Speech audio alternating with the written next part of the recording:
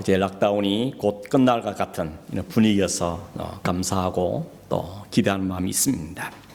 그동안 이 락다운이 길어져서 여러 가지 생활 면에서 불편을 겪은 분들이 참 많으리라는 생각이 들었습니다.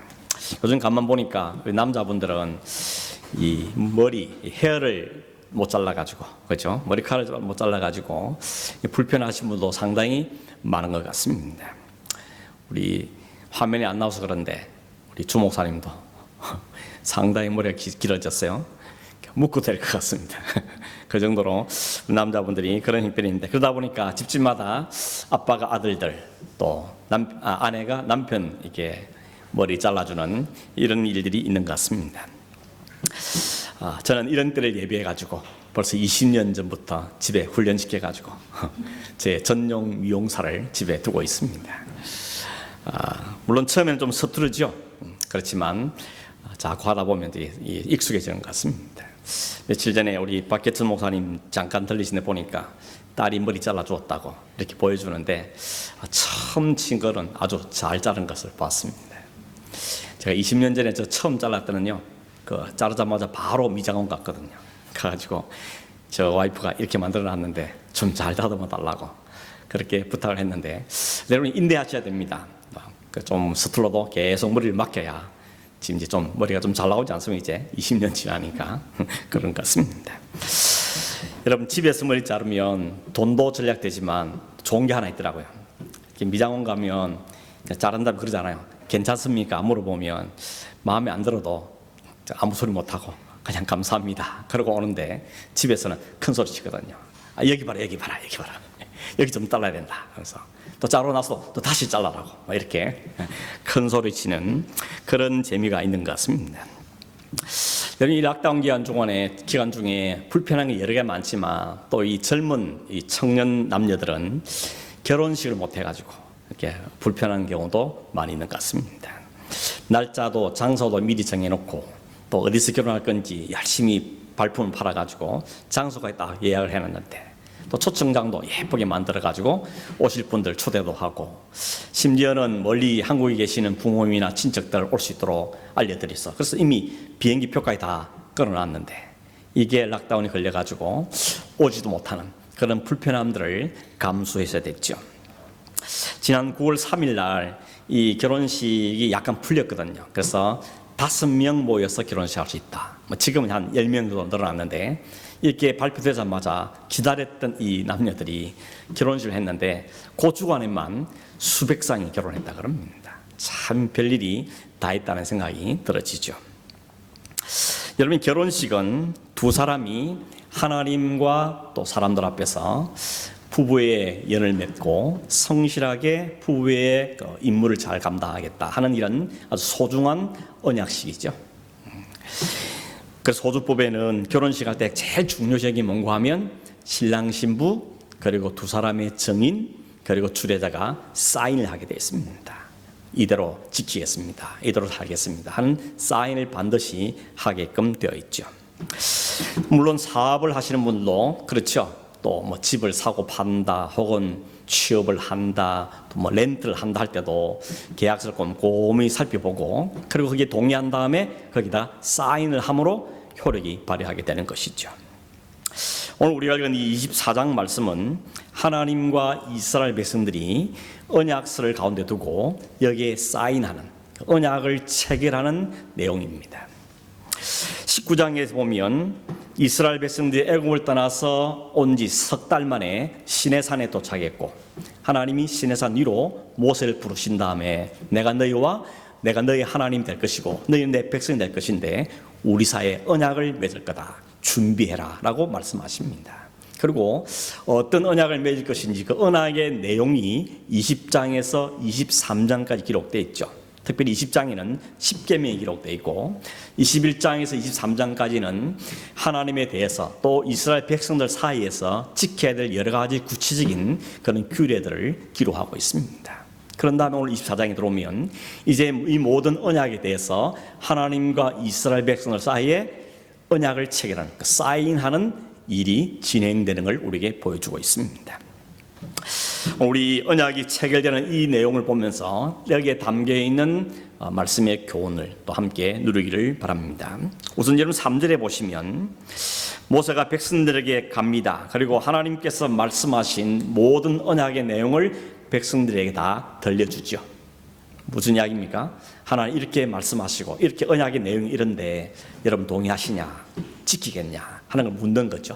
물었더니 온 백성들이 한 목소리로 원 보이스로 일제히 대답하기를 우리가 여호와께서 말씀하신 모든 것을 우리가 지키겠습니다 라고 그 언약에 동의를 하게 되는 겁니다. 여러분 결혼식 할 때도 그렇습니다. 주례자가 묻죠.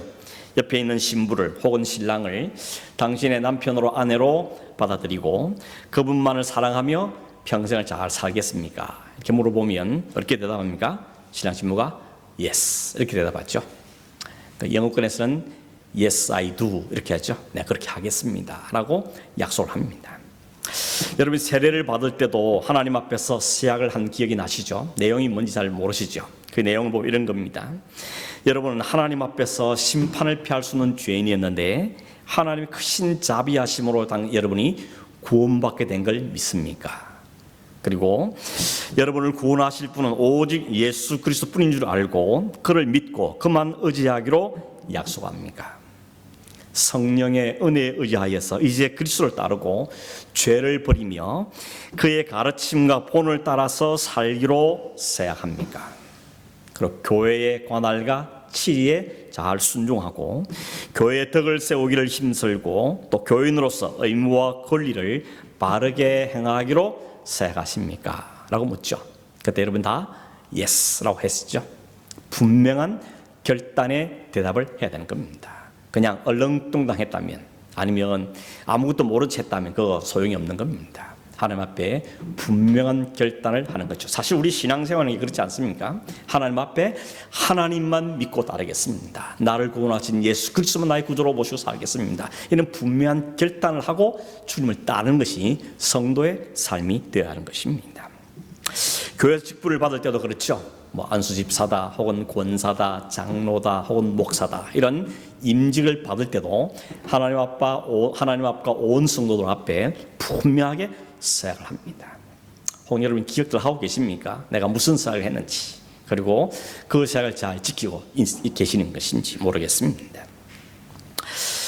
여러분께서 하나님 앞에서 지금까지 우리의 신앙의 삶을 돌아보면서 혹시라도 내가 게을러서 혹은 나태해서 알면서도 하나님 앞에 믿음으로 잘 살지 못한 게 있다면 오늘 이 시간 여러분 다시 한번 우리의 신앙을 점검하고 하나님 앞에서 우리가 성도로서 혹은 집사, 장로, 권사, 목사로서 하나님 앞에 서야 하고 결단한 내용을 다시 한번 점검하고 하나님 앞에 다시 한번 분명하게 결단한 그런 이 시간이 되었으면 참 좋겠습니다.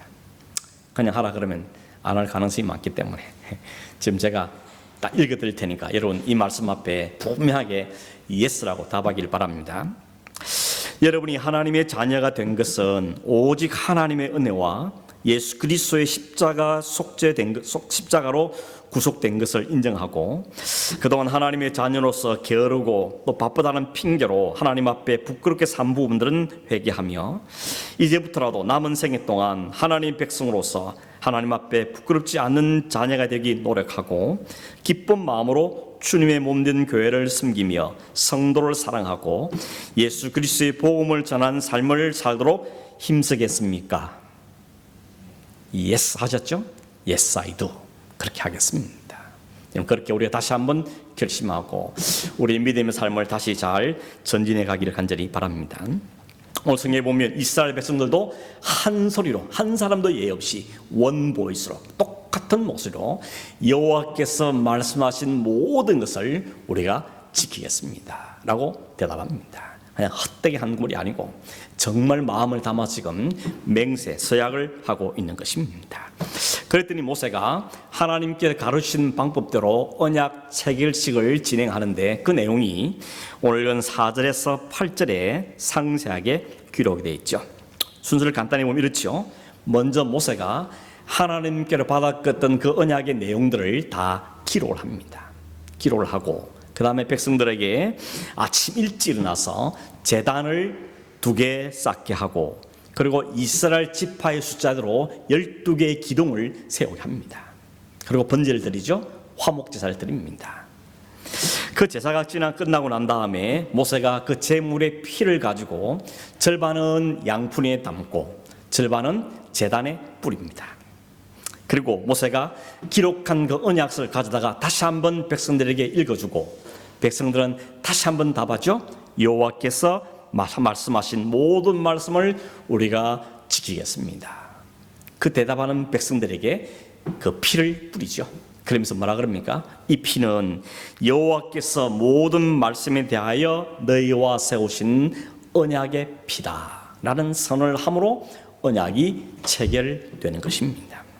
여러분 그림이 그려지죠? 이렇게 언약이 체결된 것입니다. 조금 더 상세히 보면 제단을 먼저 쌓고 12개의 기둥을 세웠다 그랬는데 이 12개의 기둥을 세운 이유는 온 이스라엘 지파를 대표하는 것으로서 그 12명만 참여하는 게 아니고 온 지파가 여기에 참여하는 의미를 갖고 있는 것이죠. 두 개의 제사를 드리는데 하나는 번제, 하나는 화목제사죠. 번제라는 것은 뭡니까? 전부를 태워서 하나도 남기지 않고 다 태워서 하나님께 드리는 제사입니다. 이 의미는 완전한 헌신, 온전한 희생을 의미하는 제사죠. 우리가 다 하나님께 드립니다. 모든 하나님께 드립니다 하는 의미입니다. 화목제사는 말 그대로 하나님과 우리가 그렇게 화목되었음을 증명하는, 우리가 하나님과 교제하게 됐고 하나님과 화목되었습니다 하는 것을 드러내는 것이 이 화목제사의 의미입니다. 이렇게 번제와 화목제를 드린 다음에 모세가 그 피를 가지고 뿌렸다 그랬습니다. 두 군데 뿌렸죠. 하나는 제단에, 하나는 백성들에게 뿌렸다는 것입니다. 제단에도 피를 뿌리고 백성들에게도 피를 뿌렸습니다. 여러분 오늘 결혼식이나 계약서 쓸 때는 그냥 사인만 하면 되죠. 근데 이 고대에는 피가 필요했습니다. 이 고대 사회가 그렇게 한 이유는 뭔고 하면 피는 생명을 상징하지 않습니까? 그러므로 피를 뿌려서 피를 가지고 맹세했다는 것은 생명, 목숨을 걸고 언약을 했다는 의미를 갖고 있는 겁니다. 좀 무시무시한 언약 체결이죠. 그 말은 이거 어기면 죽는다는 것입니다. 원래 이 언약이라는 단어, 계약이라고 번역된 히브리어 단어가 베리트라는 단어인데 이 단어 뜻이 바로 쪼갠다는 뜻입니다. 쪼갠다는 것이죠. 이 고대 사회에서 언약을 맺을 때는 짐승을 갖다 놓고 반으로 딱 쪼갠 다음에 그 사이를 언약을 맺는 두 당사자가 지나갑니다. 어떤 의미겠습니까? 누구든지 이 언약을 어기면 이 짐승처럼 쪼개진다는 것입니다. 그러니까 목숨 걸고 지키겠다 하는 그런 약속을 하는 것이 바로 고대에 행하는 일이었던 겁니다. 혹은 여러분 영화 같은 데 보면 어형제 맺을 때 손가락을 깨물어서 혈수를 막 쓰죠. 어떤 데는 보면 피를 막 같이 나누어 마시고 우리가 이제 피로 맺은 형제다 이렇게 하는 것을 본 적이 있습니다. 그만큼 피로 맺은 관계이기 때문에 혹시라도 누군가 배신하면 죽는다는 겁니다. 이런 아주 무시무시한 엄숙한 그런 언약을 체결한 것입니다. 이보다 훨씬 앞에서 창세기 15장에 보면 하나님과 아브라함이 언약을 맺는 장면이 나오죠. 본래 하나님께서 아브라함을 부르실 때 세 가지 약속하지 않았습니까? 너 고향 친정 아버지를 떠나서 내가 네게 보이는 땅으로 가라. 그러면 내가 세 가지를 약속하는데 큰 민족이 될 것이고 네 이름이 창대하게 될 것이며 네가 모든 열방의 복의 근원이 될 거다 하는 약속을 주셨습니다. 근데 세월이 흘러갔는데 벌써 20년이 지나가는데 큰 민족은커녕 아들 하나 안 생겼죠. 그러니까 아브라함이 어떻게 합니까? 자기 종들 가운데 엘리에셀이라는 종을 뽑아서 자기 양자로 삼은 다음에 하나님 이 양자를 통하여서 하나님의 언약을 이루면 좋겠습니다 라고 하나님께 제안을 합니다. 이런 모습은 고대는 아주 흔한 일이었습니다. 하나님은 거절하시지 아니다. 네 몸에서 난 아들을 통하여서 내가 이 약속을 이룰 거다 라고 말씀하시면서 그 아브라함을 데리고 바깥에 나가죠. 하늘을 보여줍니다. 하늘의 별이 총총한 걸 보여주면서 내 민족이 이 하늘의 별처럼 한번 세어보아라. 셀 수 없는 민족이 될 거다 하고 하나님이 언약을 다시 확인시켜 줍니다. 그런 다음에 하나님과 아브라함 사이에 이 약속을 확실히 하기 위해서 언약을 체결합니다. 어떻게 합니까? 재물을 가져다가 반으로 쪼개죠. 그런 다음에 하나님께서 그 가운데를 지나가시는 겁니다. 그렇게 해서 언약을 확인하는 장면이 창세기 15장에 기록이 되어 있습니다. 여러분, 하나님과 혹 약속한 것 중에 혹시 뭉개고 있는 거 있지 않습니까? 사람들이 좀 그렇죠. 급할 때는 하나님 이것만 해결해 주시면, 이것만 응답해 주시면 정말 내 목숨 걸고 하나님을 섬기겠습니다. 정말 교회를 충성을 다하겠습니다. 그랬다가 조금 형편이 풀리고 나면 언제 그러는 듯이, 그죠? 흔히 우리가 뭐라 합니까? 화장실 갈 때 마음과 올 때 마음이 다르다는 것처럼, 혹 그렇게 하나님 앞에 약속하고 또 하나님 헌신을 다짐했다가 여러분 혹시 뭉개고 있는 것 있지 않은지를 잘 끄집어내셔야 됩니다. 잘 생각해 보셔야 되는 것입니다. 어떤 사람이 외나무 다리를 건너가는데 나무가 좀 불안합니다. 근데 갑자기 중간중간에 뿌지직 다리가 부러지는 소리가 들립니다. 그래서 하나님께 얼른 기도하죠. 하나님, 여기서 이 다리를 무사히 건너가게 해주시며 제가 집에 있는 소를 하나님께 바치겠습니다. 그 기도한 다음에 그 기도 덕분인지 별 이상 없이 거의 한 3분의 2 정도 지나간 겁니다.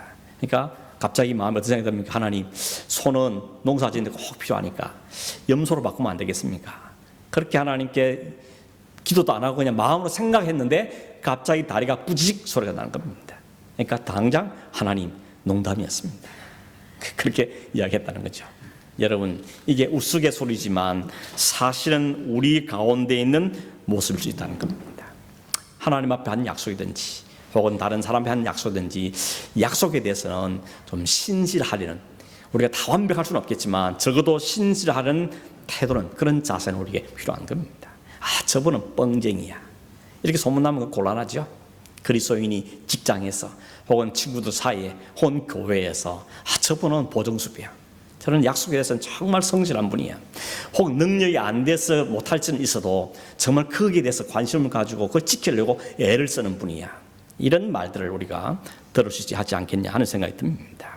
특별히 여러분 자녀들에서 함부로 약속하면 안 됩니다. 그리고 약속한 것은 반드시 지키려고 애를 써야 되는 것이죠. 우리가 완벽하지 않기 때문에 때로는 못 지킬 수도 있겠지만 적어도 자녀가 보기에 아, 그래도 부모님이 이걸 지키려고 애를 썼다, 나 인정한다, 이런 믿음의 태도는 우리가 보일 수 있어야 하겠다는 생각이 듭니다.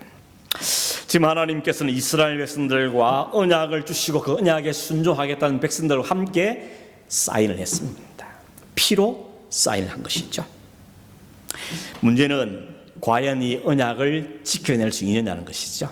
사인까지는 잘 했는데 이걸 지켜낼 수 있느냐는 것입니다. 이미 우리는 답을 알죠. 하나님은 끝까지 지키시는데 인간들은 어기는 것입니다. 그것도 오래 가지도 않습니다. 여러분, 오늘 본문 읽은 다음 구절 12절인데 거기 보면 하나님께서 모세한테 시내산 올라오라 그럽니다. 내가 너희가 맺은 그 언약을 돌에다 기록해서 주겠다고 하는 겁니다. 그래서 모세가 올라갔죠. 올라갔다가 그 돌판을 가지고 내려오는데 그때 걸린 시간이 40일이었죠. 40일 동안 안 내려오니까 산 아래에서 무슨 일이 일어났습니까? 출애굽기 32장에 보면 산 아래에 있는 이스라엘 백성들이 불안해진 겁니다. 자기들 인도했던 모세는 40일 됐는데 안 내려오고 불안해지니까 아론에게 가서 뭐라 그럽니까? 우리를 앞으로 인도할 신을 만들어 주십시오. 그렇게 해서 만들어진 게 금송아지였죠. 모세가 하나님께 그 돌판을 2개를 받아 들고 내려오는데 그 돌판의 첫 뼈이 뭐였습니까? 하나님이 왜 다른 신 섬기면 안 된다, 하나님만 섬기라, 이 계명을 받아 들고 내려오는데 내려와 보니까 벌써 백성들은 그 금송아지 앞에서 춤을 추고 뛰놀면서 그 앞에 절하고 있는 겁니다. 계명을 약속한 지 얼마 되지도 않았는데 그 계명을 이제 돌판에 기록에 들고 내려오는데 벌써 이들은 1계명 2계명을 어기고 있는 것입니다. 이것이 인간들의 모습인 것이죠. 흔히 그런 말 쓰잖아요. 잉크도 마르기 전에, 이런 말을 하죠.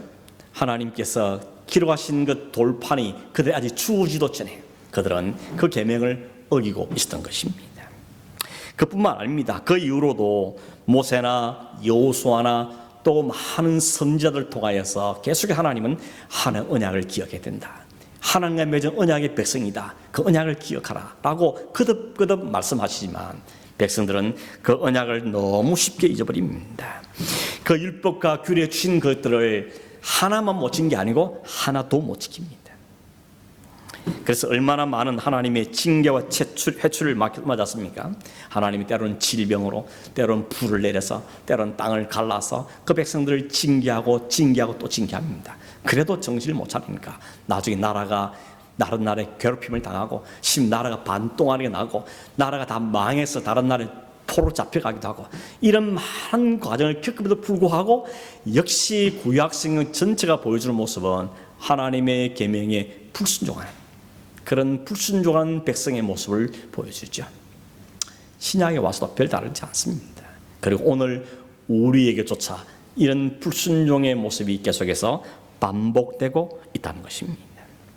여러분, 하나님께서 이스라엘 백성들을 언약을 맺을 때 이 백성들이 이 언약을 못 지킬 것이라는 걸 아셨을까요? 모르셨을까요? 모르시면 하나님이 아니죠. 이미 아셨습니다. 모세도 알았고 여호수아도 알았던 겁니다. 그래서 신명기 31장에 보면 이스라엘 백성들이 이제 가나안이 보이는 그 곳까지 인도한 모세가 더 이상 너는 요단강 못 건너간다 라고 하나님이 말씀하시고 그에게 마지막 당부를 하시는 말씀이 기록되어 있는데 하나님이 모세에게 이렇게 말합니다. 너는 내 조상과 함께 이제 죽을 건데 이 백성이 그 땅에 들어가지만 그러나 그 백성들은 나를 버리고 내가 그들과 맺은 언약을 어기게 될 거다 라고 하나님이 말씀하십니다. 하나님도 아시고 모세도 알고 다 아는 겁니다. 하나님께서 이미 아셨습니다. 그들은 하나님의 언약을 지킬 만한 능력과 실력이 없다는 걸 하나님이 아십니다. 그래서 여러분 창세기 15장에 보면 놀랍게도 짐승을 쪼개놓고 그 사이를 하나님과 아브라함이 함께 지나가야 되는데 하나님이 혼자 지나가지 않습니까? 아브라함은 하나님이 그 언약 쪼개는 짐승 사이로 지나가신 것을 보기만 합니다. 무슨 이야기겠습니까? 이미 하나님은 아브라함 때부터 하나님과 그 백성에게 맺을 언약을 하나님이 그 백성들이 지킬 것을 기대하지 않았던 겁니다. 내가 혼자 이 언약을 지킨다는 겁니다. 이게 하나님의 마음이었던 것을 우리가 보게 된다는 것입니다. 인간들은 결국 하나님이 홀로 지켜주신 그 언약의 혜택을 누리는 사람들이죠. 우리는 하나님께서 그 아들 그리스도를 통해서 이루어진 그 언약의 효력을 우리는 덕을 보고 사는 사람들입니다. 그게 우리가 한 일들인 것이죠. 여러분, 하나님과 백성들 사이에 피로 언약을 맺었습니다. 그런데 깨뜨린 것은 하나님이 아니고 이스라엘 백성들이었습니다. 하나님과 이스라엘에 맺은 그 언약이 깨졌습니다. 그런데 누가 쪼개지죠? 하나님께서 보내신 그 아들 예수 그리스도께서 십자가에서 쪼개시는 겁니다. 그게 죽으시는 거죠. 피로 맹세한 언약이기 때문에 피로 갚아야 되는데 그 피를 흘리신 분이 바로 예수 그리스도의 십자가의 은혜였던 것입니다. 그것은 하나님께서 아브라함에게 보이신 것과 똑같죠. 언약은 내가 지킨다. 나 혼자 지킨다. 너는 실력이 없다. 내가 지켜낸 것을 너희가 그 은혜를 누리게 되는 사실을 말씀하신 겁니다. 그 언약이 깨지면 그 언약이 깨진 것에 대한 대가와 그 모든 건 내가 진다고 하나님이 미리부터 말씀하셨던 겁니다. 그 미리부터 하신 말씀이 그리스도를 통해서 성취되어진 것이죠.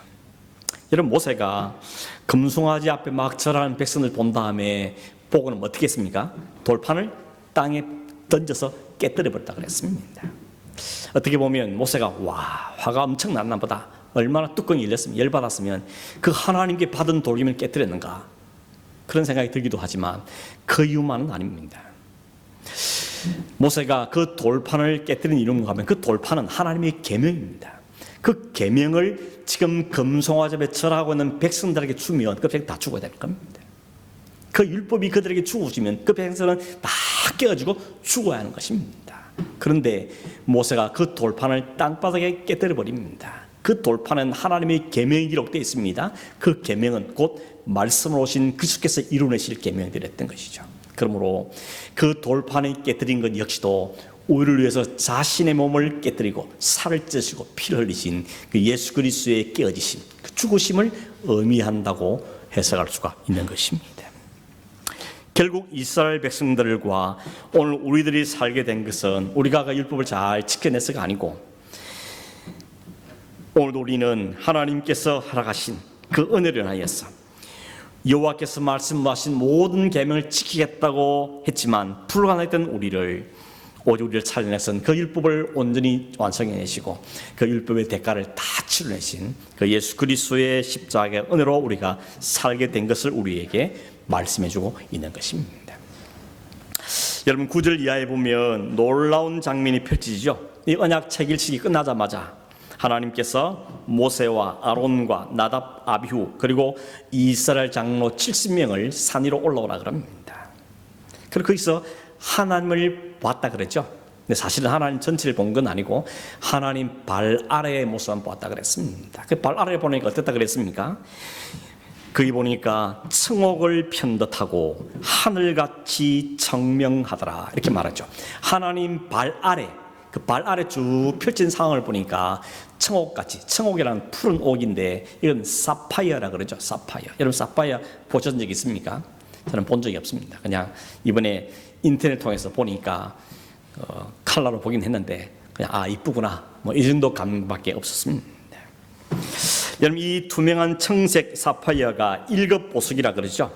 그때 지난 7월 27일 날 얼마 안 됐죠. 7월 27일 날 영국 BBC 방송국에서 보도했는데 스리랑카에서 어떤 사람이 자기 뒷마당에 우물을 파다가 거기에 사파이어가 나왔답니다. 무려 무게가 510kg이었답니다. 이걸 캐럿으로 따지면 250만 캐럿이라 그럽니다. 감이 안 오죠. 이 돈으로 따져 감이 오는데 이 돈으로 따지면 약 1억 달러, 1150억쯤 된다고 그렇게 이야기를 보았습니다. 그보다 더 가깝게 지난 금요일 10월 1일 날에는 미국의 아칸소에 있는 한 부부가 공원에서 뭔가 반짝거리는 걸 보고 주웠는데 그게 4.38캐럿의 다이아몬드였답니다. 이거 보니 참 되는 사람 뭘 해도 된다 이런 말을 하는데 사실 알고 보니까 이 다이아몬드 주운 공원은 1906년도에 한 농부가 다이아몬드를 발견한 곳인데 그래서 정부가 이걸 사가지고 1972년부터 여기를 공원으로 꾸몄다 그럽니다. 그리고는 일반인들이 누구든지 와서 여기서 다이아몬드 주워도 다 이렇게 허락을 했다 그럽니다. 이게 광산이었답니다.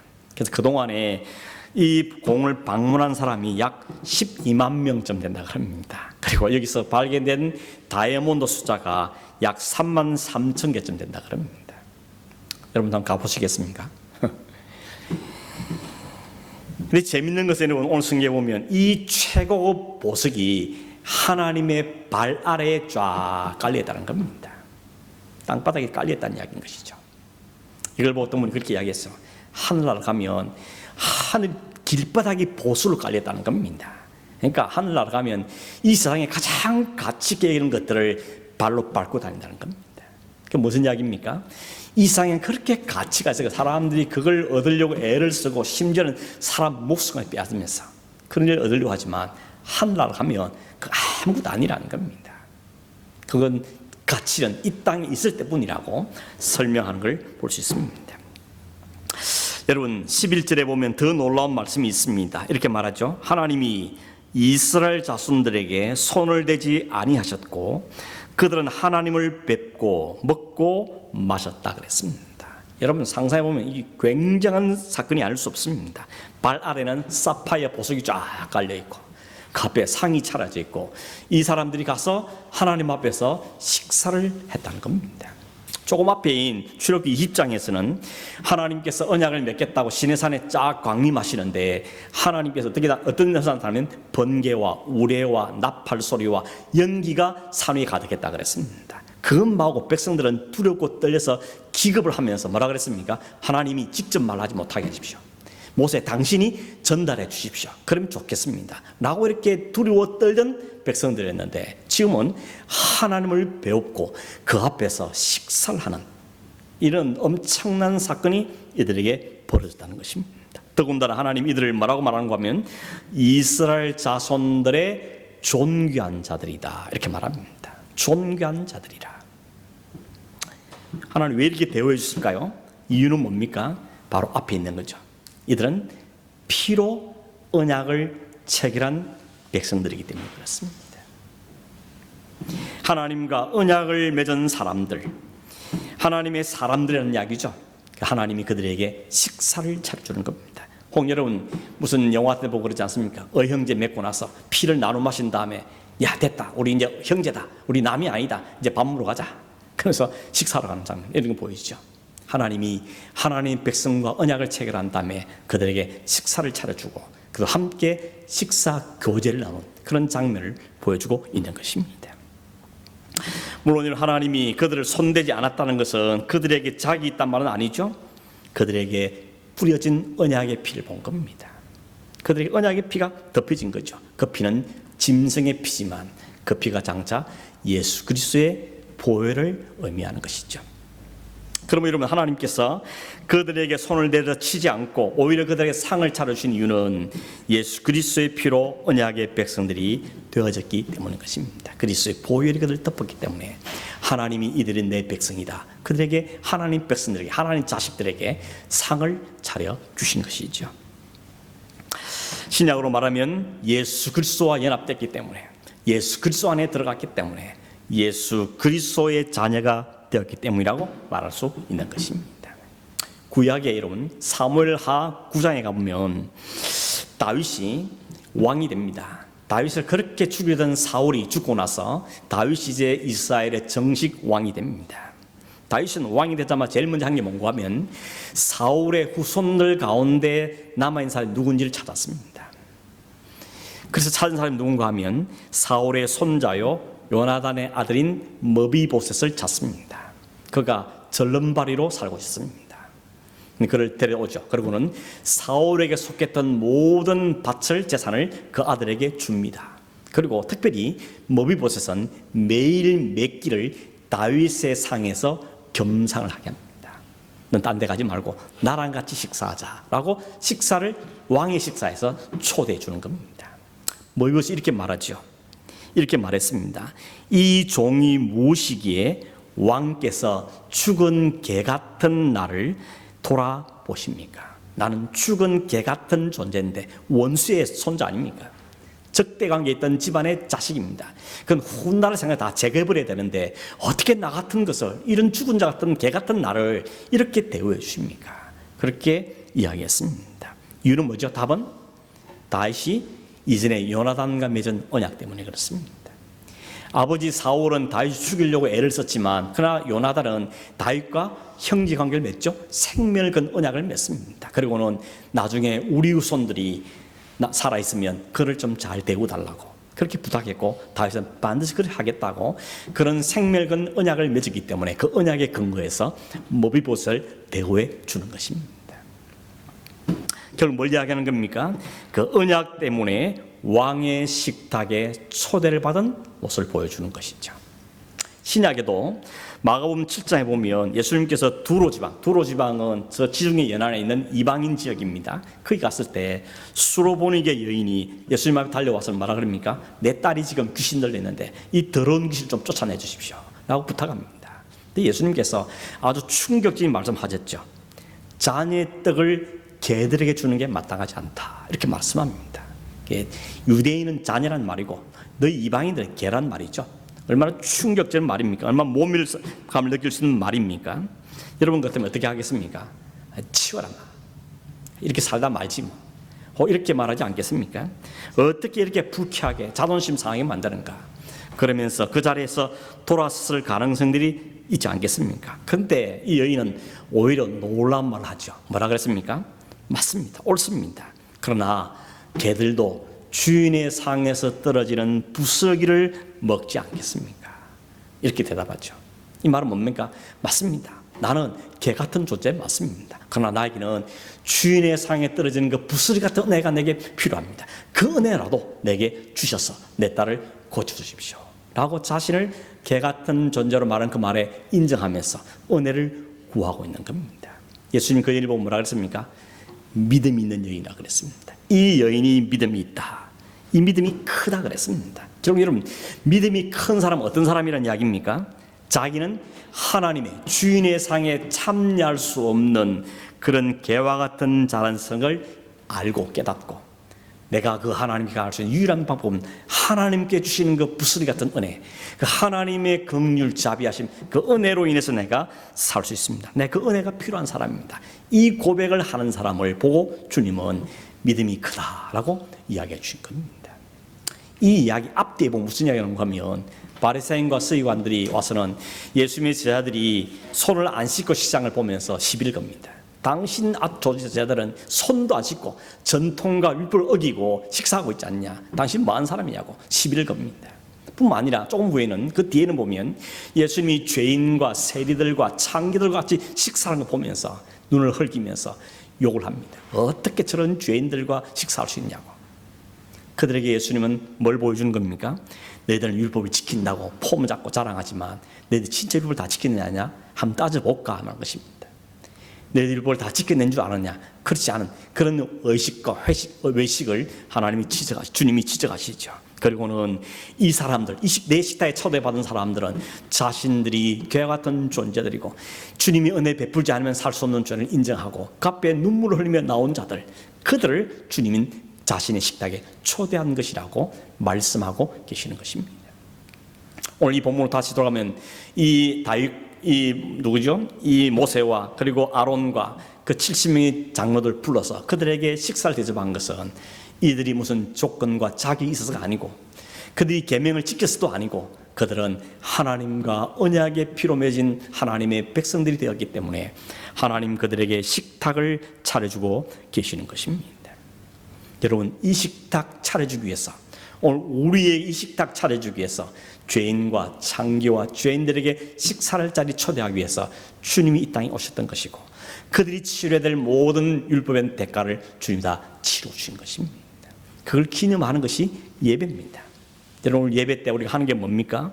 예배는 예수님의 그 은혜를 감사하고 하나님의 찬송하며 그 은혜로 구원받은 것을 하나님께 인정해드리며 그 하나님에 감사하고 그 하나님 차려놓으신 그 은혜를 누리는 시간이 바로 예배의 시간인 것이죠. 특별히 우리가 하는 성만찬이 바로 그런 의미를 갖고 있는 것입니다. 지금 여러분, 이 산 위에서 이들이 하나님의 함께 식사하신 이 모습은 장차 하나님 나라에서 주님과 함께 영원한 하늘 잔치에 참여할 것을 미리 보여주는 것입니다. 그날에 참여하는 사람 누군가 하면 언약의 피로 하나님의 자녀가 된 사람들입니다. 율법을 지켜서 아니죠. 왜냐하면 율법 아직도 받지도 못했습니다. 사인한 정도밖에 없습니다. 그러나 아직 지키지도 못했는데 오히려 금송아지 맞는 자들인데, 그러나 그들을 하나님 미리 부르셔서 그들에게 상을 차려주면 우리에게 보여주고 있는 것입니다. 말씀을 맺으면서 여러분, 그러므로 이 소망을 우리가 분명히 가져야 되는 것입니다. 우리는 우리의 모습과 형편과 처지와 우리의 실력을 보면 정말 우리는 하나님 앞에 은혜를 입을 수 없는 자들이지만 오직 예수 그리스도께서 우리를 위해서 베푸신 그 십자가의 은혜로 인해서 그 피가 우리의 뿌려짐으로 그 피의 언약으로 하나님 자녀가 되는 그 사실 때문에 우리는 당당하게 하나님의 부르심을 받을 자들이고 하늘나라 잔치에 참여해서 하나님이 제공하시는 그 하늘의 음식을 먹을 자들인 것입니다. 그걸 소망하고 기억하는 것이 우리가 성찬식 할 때마다 하는 거죠. 주님의 살과 주님의 피를 먹고 마시면서 장차 하늘에서 완전한 것을 먹고 마시기를 기다리며 사는 것이 바로 오늘 우리의 성도의 삶인 것입니다.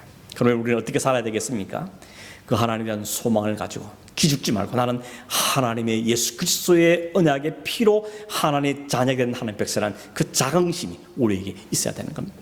그리고 그렇기 때문에 우리 주신 이 하나님 말씀을 율법으로서가 아니고 억지로 아니고 벌 받을까 봐가 아니라 하나님 나를 사랑해 주신 이 하나님의 계명의 말씀을 기꺼이 감사한 마음으로 사랑하신 분이 주신 거니까 감사한 마음으로 사랑하는 마음으로 지켜가는 것이 바로 오늘 성도의 삶이 되어야 한다는 것입니다. 여러분, 하나님과 언약을 맺어 하나님 백성된 여러분, 이 관계를 다시 한번 확인하고 감사하고 찬송하며 뿐만 아니라 주님이 주신 말씀을 부지런히 지켜가는 삶을 살아가는, 그래서 그 안에 누리는 그 하나님의 풍성을 맛보고 경험하는 삶을 살아가는 저와 삶 되기를 주의 이름으로 축원합니다.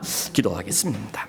고마우신 하나님 아버지, 우리를 부르시고 하는 언약에 참여시켜 주시며 그 언약을 주님이 친히 다 지켜내시고 그 언약에 주어지는 효력과 그 복을 우리에게 허락하신 하나님께 진실로 감사함을 드립니다. 그리스도 안에 있다는 사실 하나 때문에 우리가 담당하는 모든 걸 친히 담당하신 그 은혜로 인하여서 오늘도 우리가 하늘의 백성 되어질 뿐만 아니라 주님과 함께 교제하며 영원한 하늘나라에 참여할 수 있는 특권 은혜를 약속하신 것을 기억하며 하나님께 감사함을 드립니다. 우리가 이 주님의 십자가 은혜를 늘 감사하고 그 주님의 보혈을 찬송하며 그 은혜에 감사해서 기꺼이 주의 말씀을 따르며 주님의 헌신하며 믿음의 삶을 살아가는 저희들 주도록 인도하여 주시옵소서. 그렇게 살기로 결단하고 결심하며 살아가 몸부림치는 우리들에게 성령 하나님 도와주시고 역사해 주셔서 우리를 도와 영광을 받으시며 우리 안에 거의 하나님의 언약의 백성 누리는 기쁨과 감사가 늘 충만하시도록 은혜를 허락하여 주시옵소서. 감사하고 예수님의 이름으로 기도하옵나이다. 아멘.